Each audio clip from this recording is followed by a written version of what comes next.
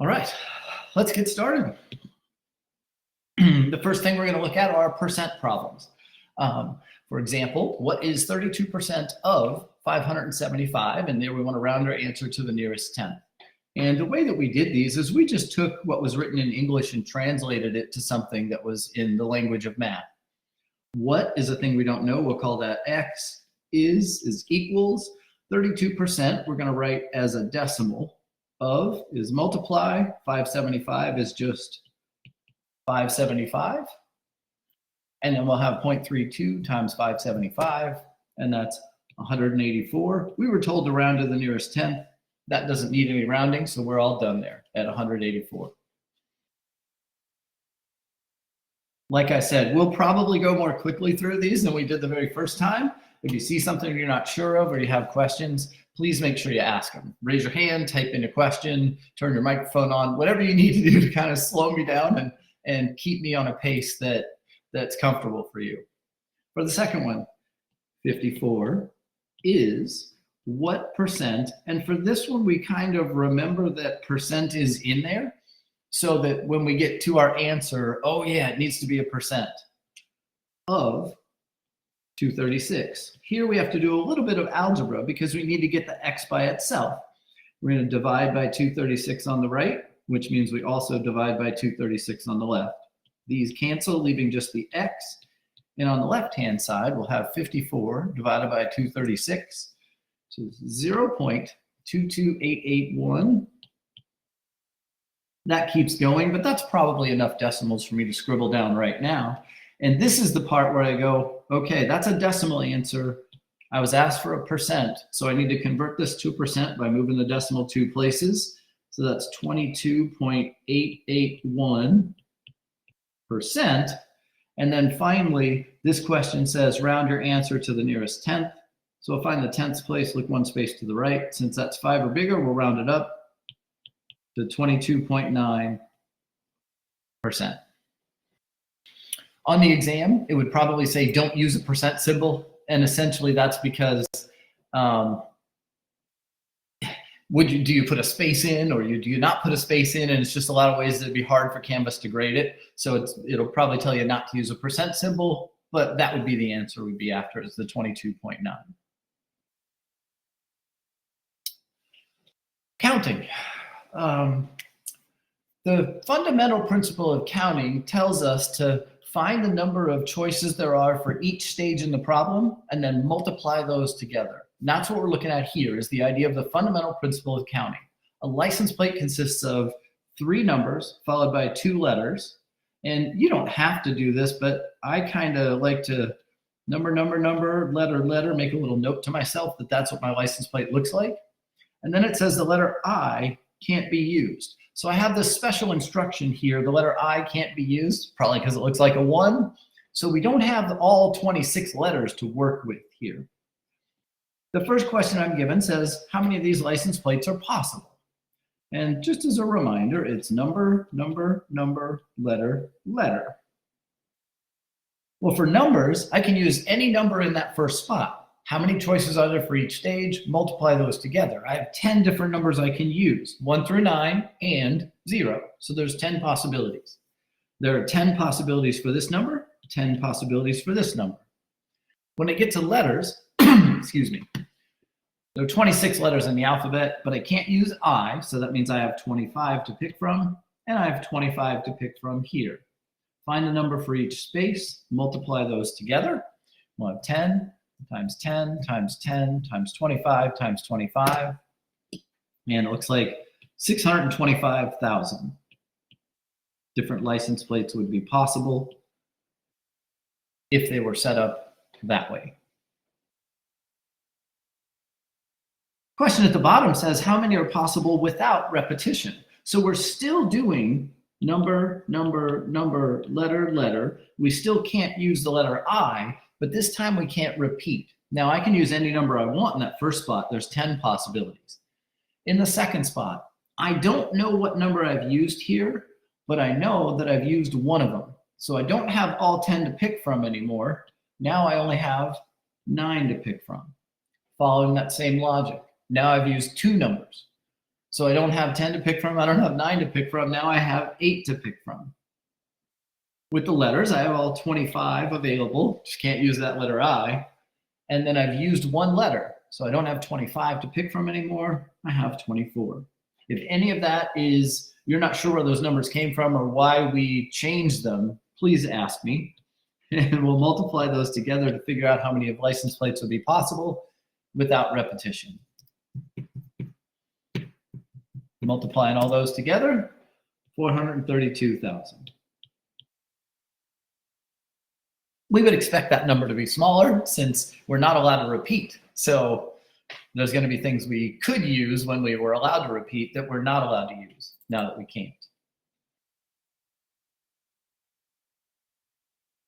Permutations. The key with permutations is order matters. Making sure you recognize that a situation involves a permutation is probably harder than the computation is going to be for you. So how do I know whether or not order matters? Well, let's think about this situation for a minute. You have 8 books and we'll arrange 8 of them on a shelf. Arrange, hey, that's one of those key words that says permutation. It sure is. And I'm going to arrange them on a shelf. You just sort of imagine if you put books on a shelf and then you rearrange them, it would look different. Changing the order changes what you see, which means order matters. The bookshelf is different if I rearrange those books in a different order. So order matters, and we have a permutation. We have a formula for figuring out how many permutations there will be. And that's our formula, where n is the total number of objects and r is the number we're using in this particular situation. So here there's 8 total books, and I'm only putting 5 of them on the shelf. That's all I have room for. So this is a permutation of 8 things taken 5 at a time. That's what we've got here, is a permutation of 8 things taken 5 at a time. If you have an NPR button on your calculator and you're comfortable using it, you can absolutely use that here. It's fine. I'm going to go ahead and do it by hand. Hopefully you'll get the same answer that I do. So when I plug this in, I'll have 8 factorial over 8 minus 5 factorial. And so that's 8 factorial over 3 factorial. And then this 8 factorial, that means 8 times 7 times 6 times 5 times 4 times 3 times 2 times 1. Kind of write that out. 8 times 7 times 6 times 5 times 4 times 3 times 2 times 1. But 3 times 2 times 1, I'm going to write like this. The reason is because I have that on the bottom. And then those two are going to cancel each other out. And all I have left now is 8 times 7 times 6 times 5 times 4, which is 6,720. How many different ways could we arrange 5 of 8 books on a shelf? 6,720 different ways. Hopefully, if you use the NPR button on your calculator, you got the same thing. All right. A combination. A combination occurs when order doesn't matter.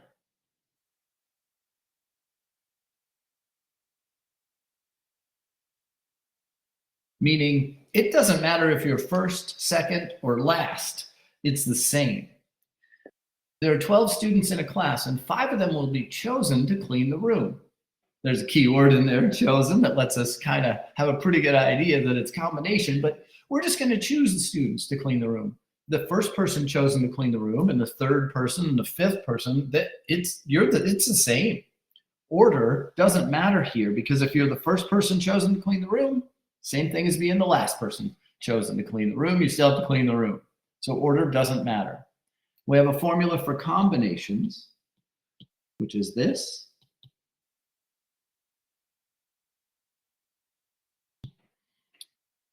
And also, you might have an NCR button on your calculator, which you are absolutely allowed to use. I'm going to do it by hand just so you can see it. Let's see, we have 12 total students, and 5 of them get chosen. So here we have a combination of 12 things taken 5 at a time. And we'll plug in, and we'll get 12 factorial over, let's see, r factorial n minus r factorial. And so that's 12 factorial over 5 factorial, 7 factorial. We're not going to multiply in the denominator and make that 35 factorial. That would be a huge number that we don't want to introduce anywhere in here. I'm going to rewrite that 12 factorial as 12 times 11 times 10 times 9 times 8 times 7, 6, 5, 4, 3, 2, 1. I stop there because I have this 7 factorial on the bottom and I want that to cancel. The 5 factorial in the bottom, I'm going to go ahead and write that out. And I didn't give myself enough space. Let's go back and fix that.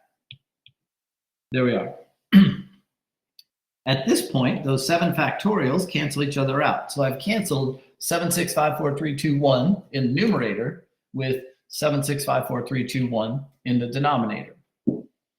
And now I can just multiply what I have left here. In the numerator, I have 12 times 11 times 10 times 9 times 8, and I get 95,040. Not the most comfortable number, but that's okay. I've got a calculator, it's going to be fine. And then on the bottom, 5, 4, 3, 2, 1, 120. And I'll just divide those. And I get 792. So there's 792 ways that these students could be chosen to clean the room. Something that some of you might like, maybe not very many, and that's okay.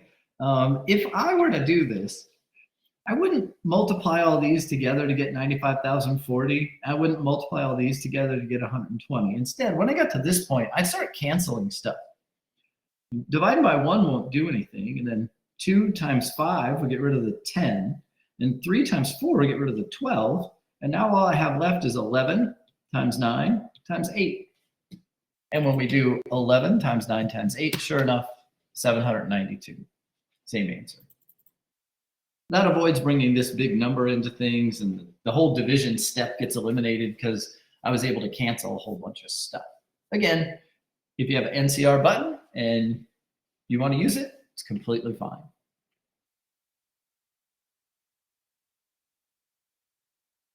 Now we get to probability.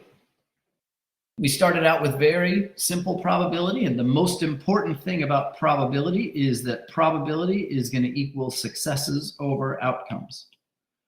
So with that in mind, a single 6-sided die is rolled. Find as a fraction and as a decimal rounded to the nearest hundredth.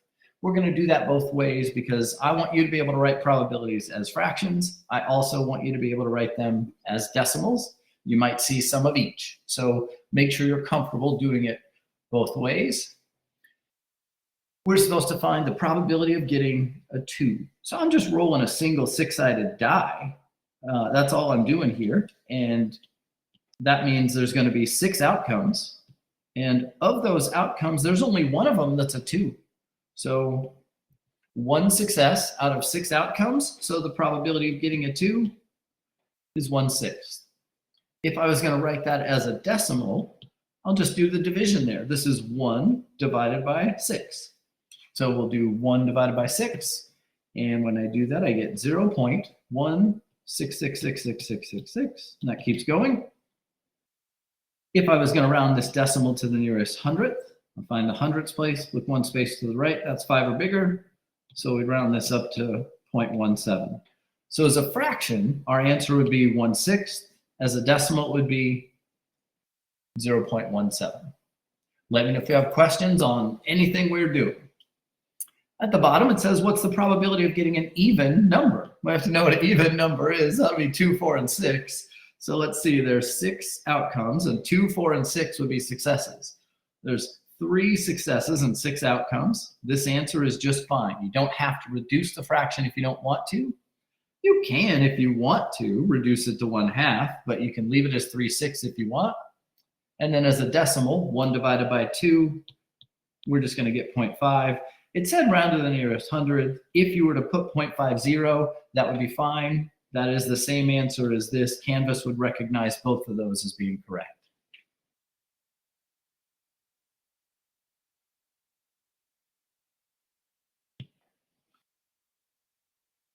We looked at dice. Now we're going to look at cards. A single card is selected from at random from a standard deck.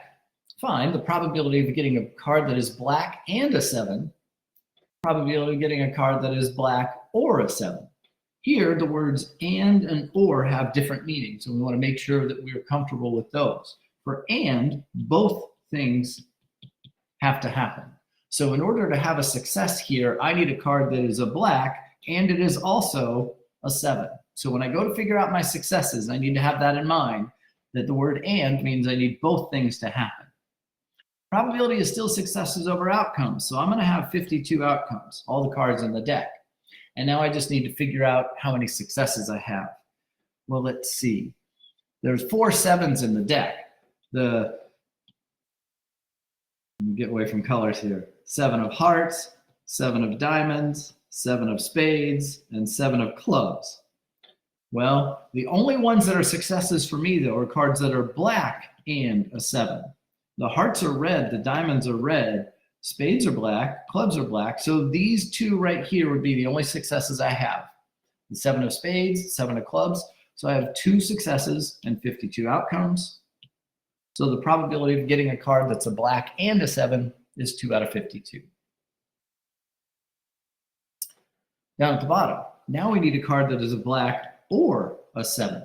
What that means is I don't need both of these things to happen to have a success. I just need at least one of these things to happen to have a success. I'm going to have 52 outcomes because I'm picking from the whole deck. I just have to figure out what my successes are. Well, I need at least one of those to be a success. So let's see here. How many black cards are there in the deck? Well, there's 26 of those, 13 spades and 13 clubs.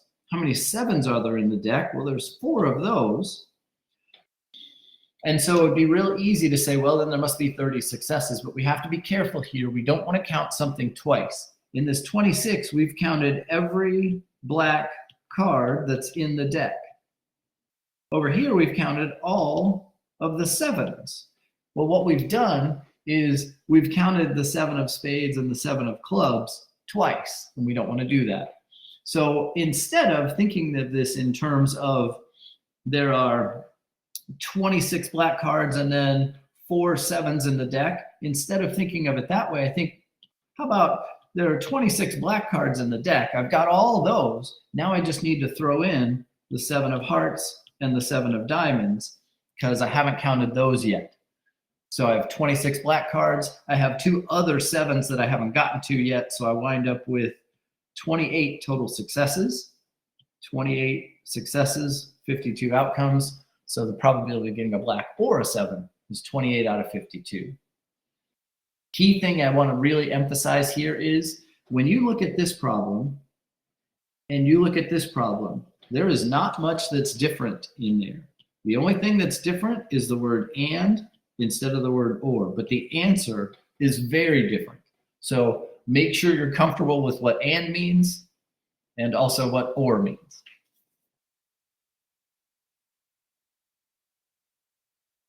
All right.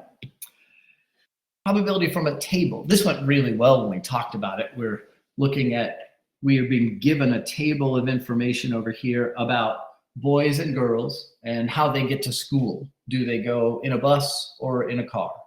And we're going to use that table to answer questions.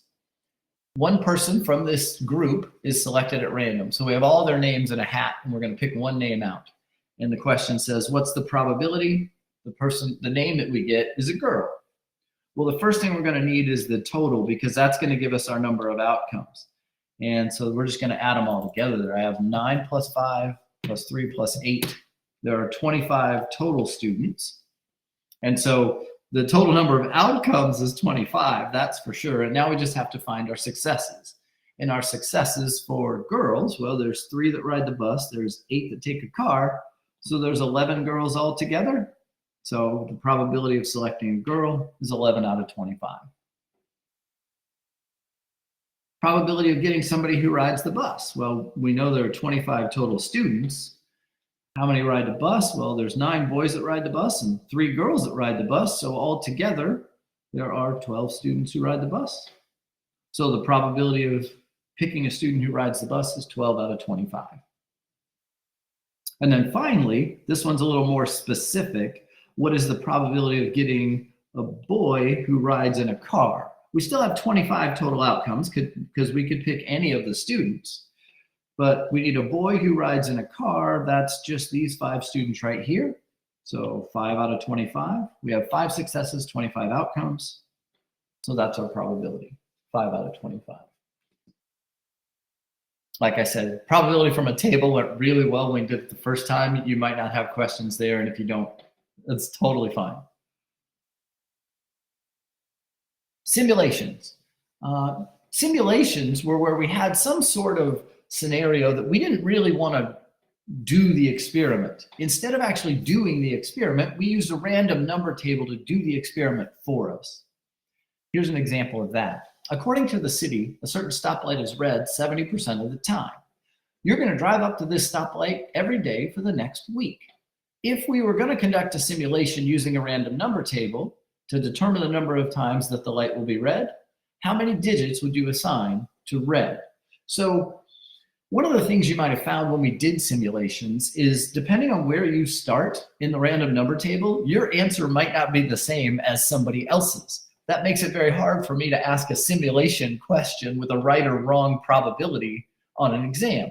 But what I can ask you though is how many digits would you assign to red? Because there is one right answer for that. And essentially on our random number table, there are 10 different digits. The same ones we were going to put on the license plates before, 1 through 9, and don't forget about 0. So I have 10 different digits. Well, if the stoplight is red 70% of the time, then I need 70% of those 10 digits to be assigned to red.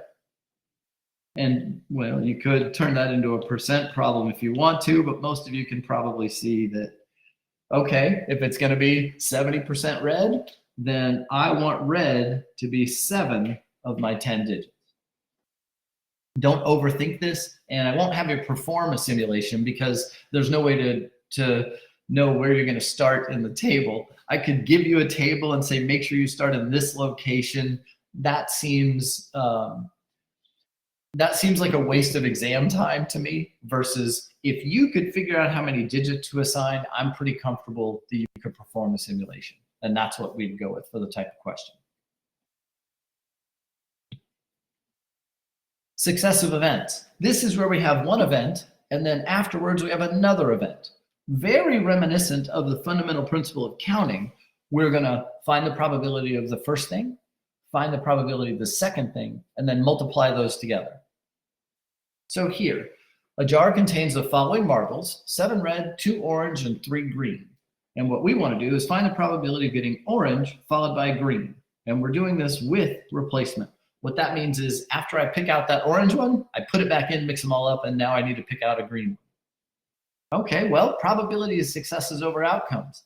So the probability of getting that orange one on the first draw, well, I can see that I have 2 successes, and let's see, 7, 8, 9, 10, 11, 12 total outcomes. So I have 12 outcomes and 2 successes. The probability of getting orange on that first draw is 2 out of 12. If you see anything you're unclear about, make sure you ask. All right, that's done. I put the orange one back in the jar. Now I need to pick a green one. And the same 12 marbles are in the jar. I mix them up. Now I need a green one. Now of my 12 outcomes, I have 3 successes. So the probability of getting our green one is 3 out of 12. Find the probability of each event, multiply those together. 2 times 3 in the numerator is 6. 12 times 12 in the denominator is 144.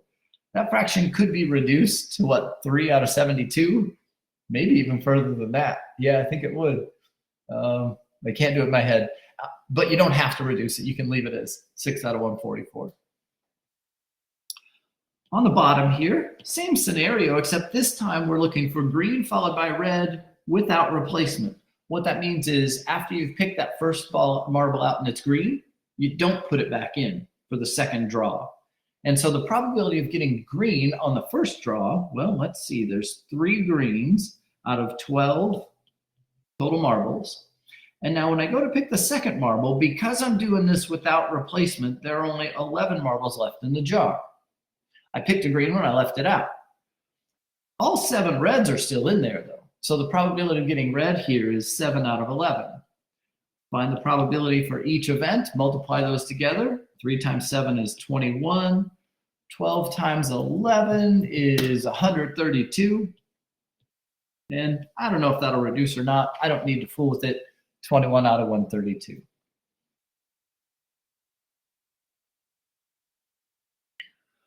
One of the things you might be thinking is, wait a minute, when do we use those tree diagram things? Great question, and we're certainly going to look at that.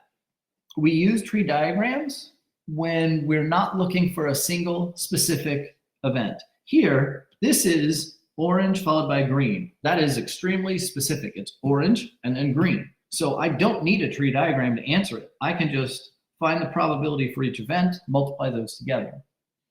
We use a tree diagram when we don't really have that as an option. And I'll make sure that I mention that when we do a tree diagram question. Here's another successive events question, though, just one thing followed by another, but this time we're doing it with percents. There's a 65% chance that it will be cloudy tomorrow. And if it's cloudy, there's a 40% chance that it will rain. What's the probability that it will rain? And so what we have here is successive events. First, it has to be cloudy, then it has to rain. So we're looking for the probability of cloudy followed by rain. Don't make this harder than it feels, because if you're thinking, but what are my successes and what are my outcomes? And I'm not sure how to handle that. That's a reasonable thing to feel, but we were given the probabilities right out of the gate. We're told there's a 65% chance that it's going to be cloudy. So the probability of cloudy is 65%. We'll write it as a decimal. And the probability that it will rain is 40%. We'll write that as a decimal. And just like we did before with the fractions, find the probability of the first thing, find the probability of the second thing, multiply those together. And so we'll have 0.65 times 40 is, 0.65 times 0.40 is 0.26. What's the probability it will rain tomorrow? 0.26. All probabilities are between 0 and 1. So this answer is perfectly reasonable. Now we get to our tree diagram questions. A gumball machine contains 6 red and 4 blue gumballs. You're going to buy 2 of them, and that's one after the other. That's how a gumball machine works. You buy one, then you buy another one. So we have successive events here, one thing after another. Here we're looking for the probability of getting at least 1 red, exactly 1 red, and the second one being blue. What I want you to notice about those questions is these are not single specific outcomes. It doesn't say blue followed by blue, or red followed by red, or red followed by blue. It doesn't say that. It says at least 1 red. Well, there might be more than one way to have a success here. And because that's the case, I'm going to make a tree diagram and use it to answer my question. All right, so I walk up here and I buy a gumball, and it's either going to be red or blue. And I put the probabilities on. Let's see, my probabilities here. There are 10 total gumballs, so the probability of red is 6 out of 10. Probability of blue is 4 out of 10. Then I'm going to buy another gumball. Maybe the first one was red, second one's red or blue. Maybe the first one was blue, second one is red or blue. And I need to put the probabilities on here. All right, well, let's see. I bought a red one, so there's only 9 left in there. And I started out with 6 reds, but I bought one, so there's only 5 reds now. So the probability of getting a red one in that place, after getting a red one, the probability of getting another red one is 5 out of 9. I bought a red one, there's 9 gumballs left. I started with 4 blue, I bought a red one, so the 4 blues are still in there. Down on the bottom half, all right, this is if I bought a blue one first. Okay, I bought a blue one, so there's 9 left in there. They started with 6 reds. I bought a blue, so all 6 reds are still there. I bought a blue one, so there's 9 gumballs left. I started out with 4 blues. I bought a blue, so there's only 3 blues left, so the probability of getting a blue there is 3 out of 9. Now I can use this tree diagram to build my sample space. That's where we're headed with this. And so red followed by red. If I follow this path, that's red followed by red. I multiply the probabilities along that path. 6 times 5 is 30. 10 times 9 is 90. The probability of me getting red followed by red is 30 out of 90. I'm going to do the same thing with every other possible outcome. Red followed by blue. Look at the probabilities along that path and multiply. 6 times 4 is 24 out of 90. Blue followed by red. 4 times 6 will be 24 out of 90. And then finally, we have blue followed by blue, which is 4 tenths times 3 ninths. 4 times 3 in the numerator will give me 12 over 90. At this point, I have created my sample space and all the probabilities that go with them. Once I get here, now I'm ready to answer questions. Also, in problems like this, sometimes we multiply, sometimes we add. How do I know which is which? We multiply when we have one event followed by another. When I'm walking along this path, that's when I multiply. Once I get my sample space built, I'm done with multiplication. If there's more than one way to have a success, I might need to add some fractions together, but I'm done multiplying once I get here. Okay, so first question says, what's the probability of getting at least one red? So I need to find the successes that have at least one red. Well, red followed by red, yep. Red followed by blue, yep. Blue followed by red, yep. Blue followed by blue, no. Okay, so there's more than one way to have a success here. I can have a success this way, or this way, or this way. And so what I need to do then is add those together. I need to add all my successes together. So I'll have 30 over 90 plus 24 over 90 plus 24 over 90. We'll add those fractions. When we add fractions, the denominator stays the same. We just add the numerators. 30 plus 24 is 78. So what's the probability of getting at least one red? 78 out of 90 would be the probability of getting at least one red.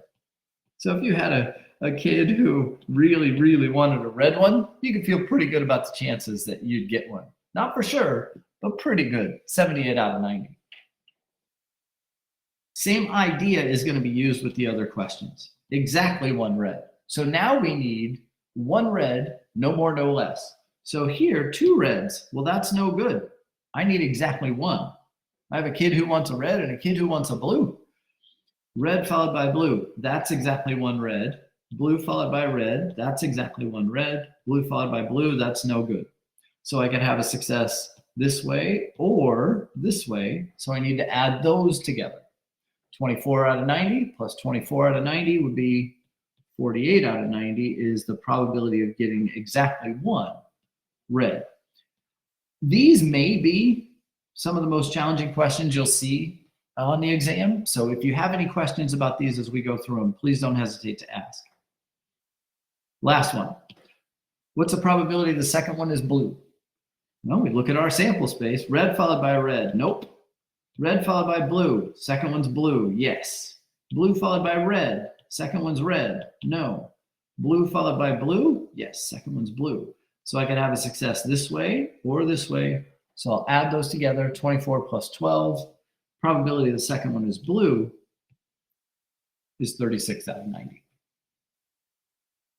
Before I go forward from here, I want to give you a chance to ask any questions that you might have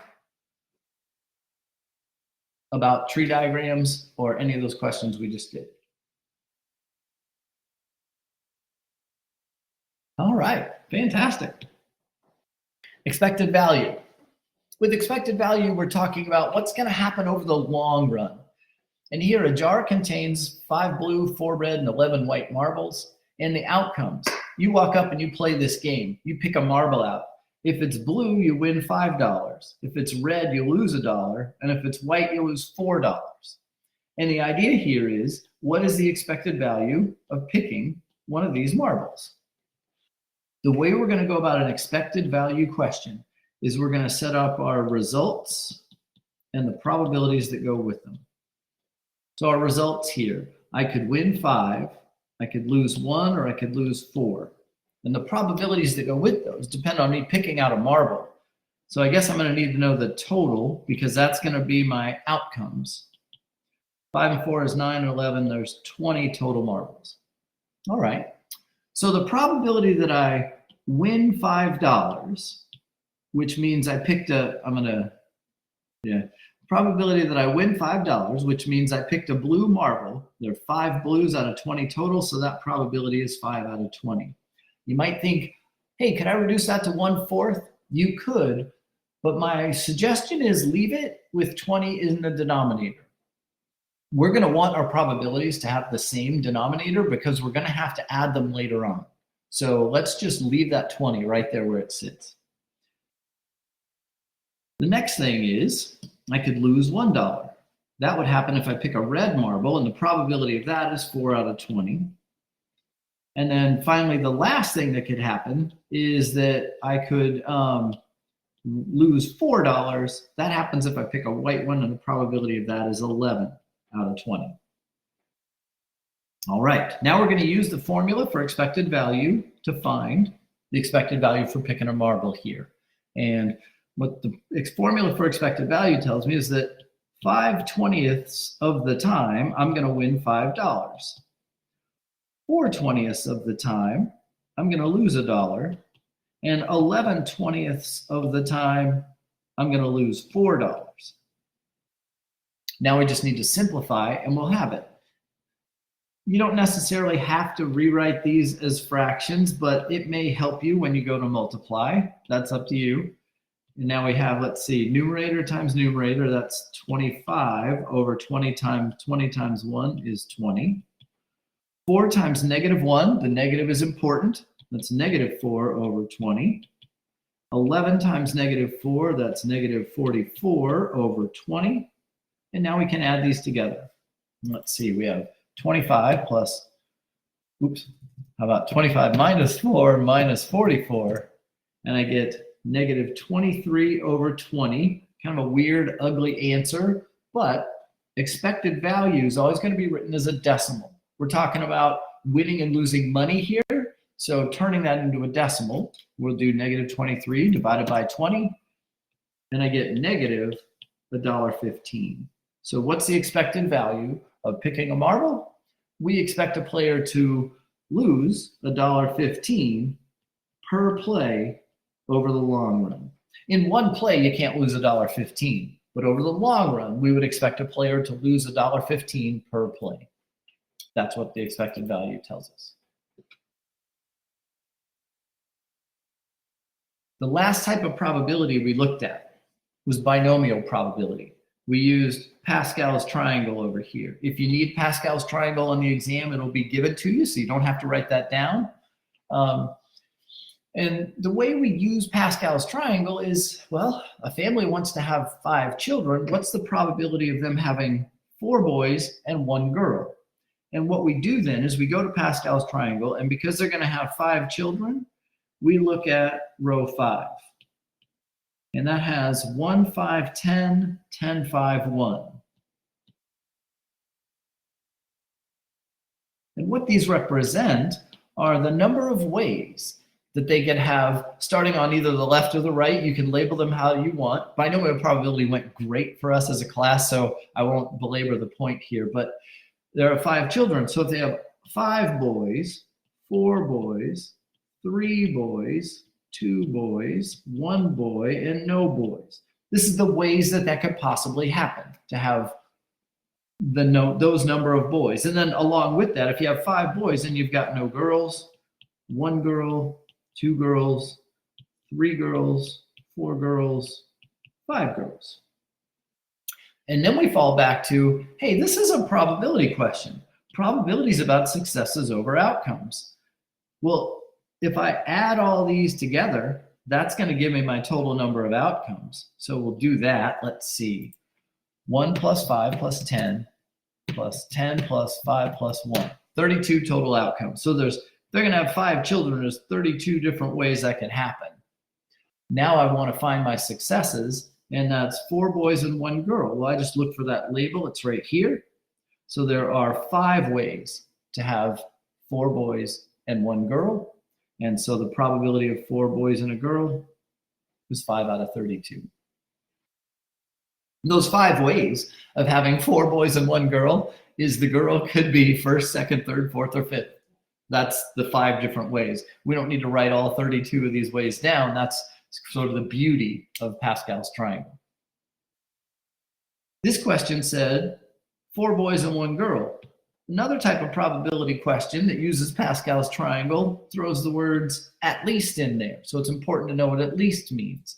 At least 3 girls means 3 or more. Here the family wants to have 4 children, so we're going to use row 4, and that's 1, 4, 6, 4, 1. And we'll label it just like we did the last one. Last time I started with boys on the left. This time I'll start with all girls on the left. So they're having 4 children. So 4 girls, 3 girls, 2 girls, 1 girl, no girls. To correspond with that, we'd have no boys, 1 boy, 2 boys, 3 boys, 4 boys. Again, successes over outcomes. So we need to figure out our total number of outcomes is what we get when we add all these together. 1 plus 6 plus 4 plus 6 plus 1, and that's going to be 16. There's 16 different ways you could have 4 children, and now the idea is, okay, how many successes? How many with at least 3 girls? Well, 4 girls has at least 3, and 3 girls has at least 3, and here there's only 2 girls, so that's no good. 1 girl, no good. No girls, no good. So it looks like we wound up with add those together. I can get at least 3 girls this way or this way. Just like we saw with the tree diagrams, if there's more than one way to have a success, we need to add those together. We wind up with the probability of at least 3 girls is 5 out of 16.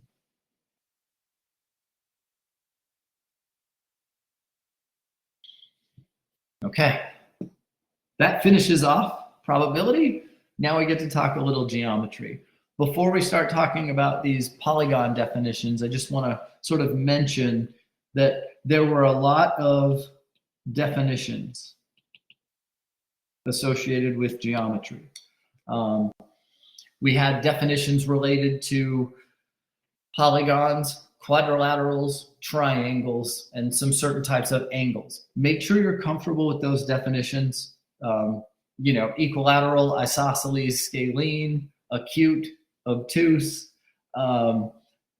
As far as quadrilaterals go, make sure you know the difference between a trapezoid, a parallelogram, a rectangle, a rhombus, a square, a kite. Make sure you know what those things are. I don't think the questions you'll see will be challenging, but I just want to kind of take a little time and refresh your memory on those definitions. As far as polygons go, a polygon is a simple closed figure made of line segments. And just as a reminder, simple means it doesn't intersect itself. So any kind of figure that doesn't intersect itself is simple. Now, closed means it starts and ends at the same point. Oh, something that's not simple could be like that because it did intersect itself. Something that's closed starts and ends at the same point. So, I don't know, if we just draw a square, that's closed. Started and ended at the same point. Not closed is something like that, where it doesn't start and end at the same point. So those are 2 definitions that I wanted to kind of, I think the definitions of a lot of the different shapes and the different types of triangles, probably more comfortable than these that we don't talk about very often. Relationships, true or false type questions.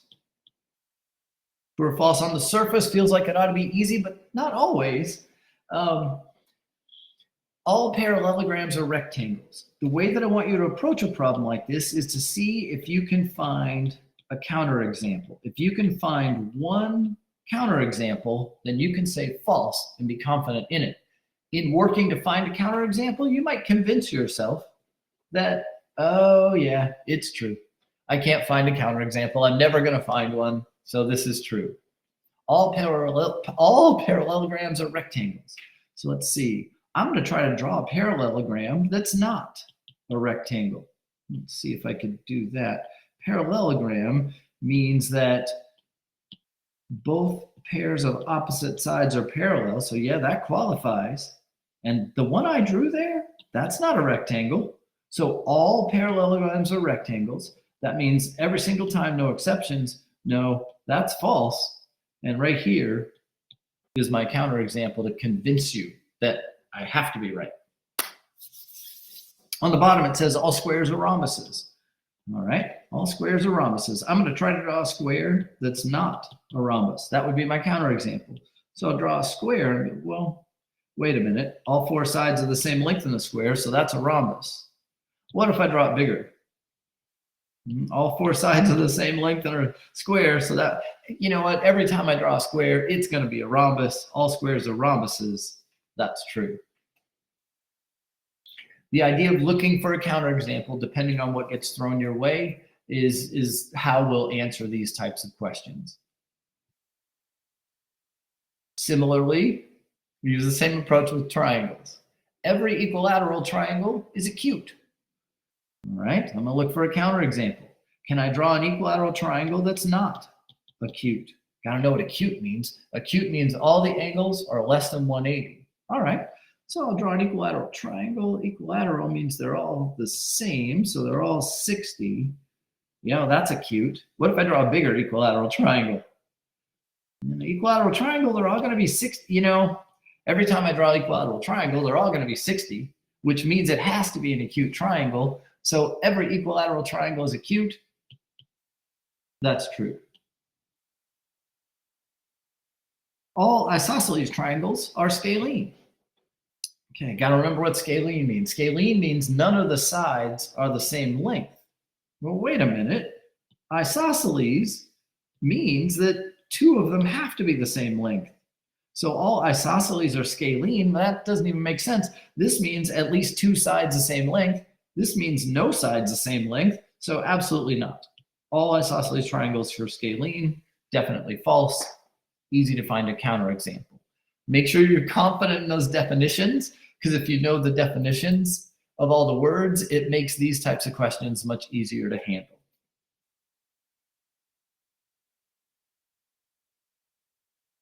Pythagorean theorem.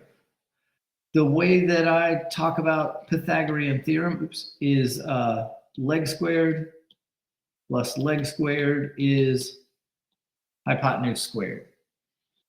It works when we have a right triangle.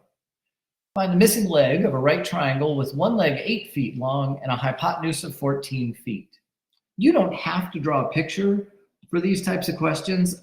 I find it kind of helpful just to have the picture. One leg is 8.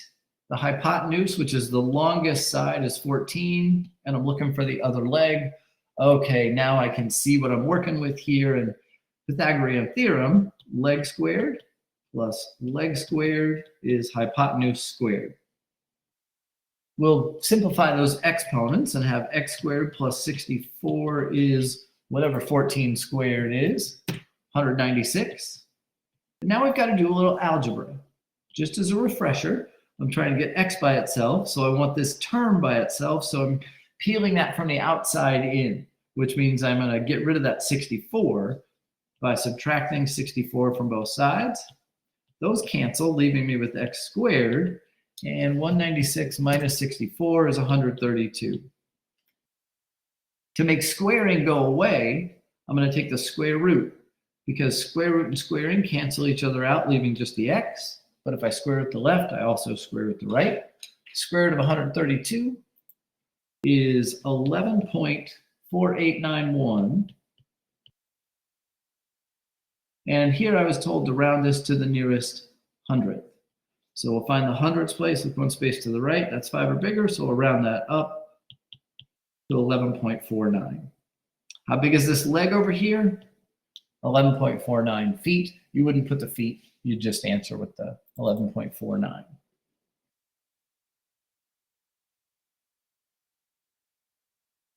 Distance formula. Before I dive into this one, I'm going to write down the distance formula.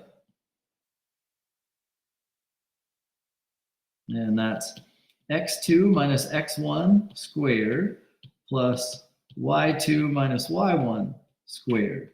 We kind of developed this not that long ago through the use of the Pythagorean theorem is how we made this formula come to life. Now we just need to use it to find the distance between 2 points. And you don't necessarily have to do this, but I find it kind of helpful to call one of these, you know, 0.1 and the other one 0.2. And that would mean this is x1, y1, and this is x2, y2, and we can go from there. So, and if you reversed them and called this one point number 2 and this one point number 1, you'll get the same answer. It doesn't matter which one you call which. When we go to use the distance formula, we'll have, let's see here. So x2, that's my -3 minus x1, which is 2 squared, plus y2, which is 5, minus y1, which is 6 squared. And then we just need to simplify. So let's see. We have -3 minus 2. Be careful there. If you think doing positives and negatives in your head might lead you to making a mistake, it's okay to use a calculator. You know, this question's about the distance formula. Do I want you to be an expert at adding positive and negative numbers? Absolutely, 100% I do. But this question's about the distance formula, -3 minus 2. Even if you need to picture it on a number line, which is what we would have done in Math 122. -3 puts me back here, and I go 2 to the left from there and end up at -5. Okay, yeah, got it. So -5 is where we end up when we do this -3 minus -2. So I have -5 that's going to get squared plus 5 minus 6, that's -1 squared. All right, keeping going here, we'll have, let's see, -5 squared, that's -5 times -5, that's 25, plus -1 times -1, that's just 1. Oh, so really, we just have square root of 26 here. We'll go ahead and take that square root. And that's 5.0990. That keeps going. Here, I was told to round this to the nearest tenth. So I'll find the tenths place, look one space to the right. That's 5 or bigger, so we'll round this up. The distance between these 2 points is 5.1.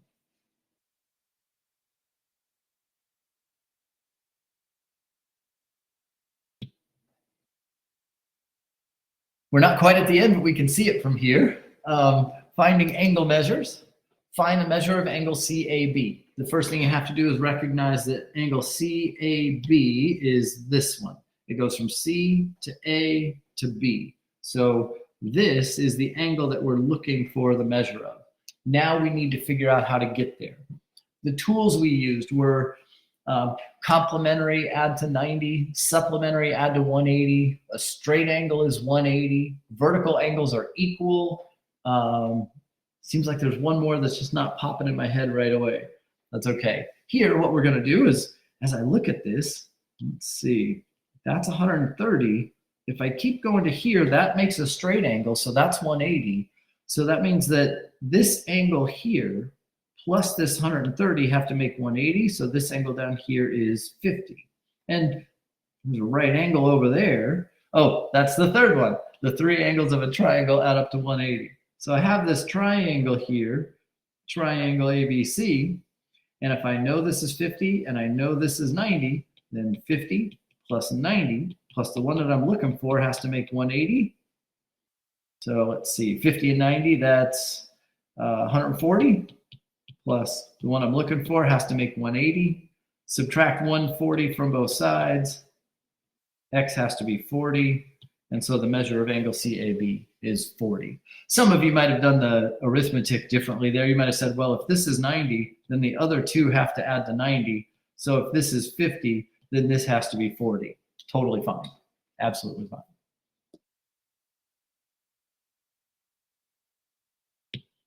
Okay, now we've reached this one that you've seen before, and you'll see it one more time before the semester ends. As you go into the exam, I want you to be realistic and positive. Do not be a perfectionist. Do not be negative. A perfectionist would say there's an impossible amount of things to learn for this test. Well, we just did a pretty comprehensive review in one little meeting. So not only is that not true, but you also don't need to know every question to pass. That's what the realist would say. You could get a really high score without knowing every question. You could certainly pass without knowing every question. My knowledge of a certain topic is shaky. That might be true, but you may have a little time to start studying. Maybe today's review took away that shaky, and maybe you've got some time between now and whenever your appointment for taking the exam is, that you've got some time to study and patch any of those holes up. Now at the bottom, the negative, I always do poorly on tests. Always is a big word. I bet we can find a counterexample on a test where you did well, probably in this class. So first of all, that's probably not true. And perhaps you got a better study plan for this test than for whatever you've come across before. Important one for me to mention, if I don't pass this test, I'm a failure. Absolutely not true. I know some people get these kind of things in their heads, and I don't want that to be you. This is one test in one class in one semester of the whole big picture that is your life. It does not define you as a failure, even if you don't do well. I'm going to pass, but if I don't, I can bounce back. That statement's more true for exam 1 than for exam 2, just because we have more semester left ahead of us. But even still, this is just 1 out of 3 exams. We still have, let's see, what we have: quiz 9, quiz 10, quiz 11, the final quiz, and exam 3. We still have a lot of things ahead of us where you can improve your overall grade if this doesn't go as well as you'd hoped. I want you all to do fantastic, but if you don't, there's still some room. This test is going to have a trick question. It won't on purpose. Basically, my philosophy is to teach you what I want you to know and then ask you about it. I promise I won't have a trick question on purpose. And then this is one of my favorites. This test is designed to let me show what I know. Think of it in those terms. It's a chance to show off the things you've learned. That, hey, look, I've mastered this stuff, and I'm going to prove it to you, and here it goes. And maybe you didn't get it when we were in class, or when we were working on a homework, when you were working on a homework problem, or even on a quiz. But now you get another chance to say,